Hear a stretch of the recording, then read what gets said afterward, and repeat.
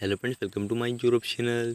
और गाइस आज हम बात करेंगे Oppo F9 and F9 pro के बारे में। और गाइस आज को हमारा टॉपिक है accessibility settings and features, tips and tricks. तो किस प्रकार से गाइस आप अपने फोन में एसेबिलिटी सेटिंग्स एंड फीचर्स को यूज़ कर पाएंगे, तो वीडियो को आखिरी तक देखिए एंड समझिए। और अभी तक आपने हमारे चैनल को सब्सक्राइब नहीं किया है तो प्लीज़ सब्सक्राइब कर लीजिएगा, बेल आइकन बटन प्रेस कर लीजिएगा एंड वीडियो को लाइक कर लीजिएगा।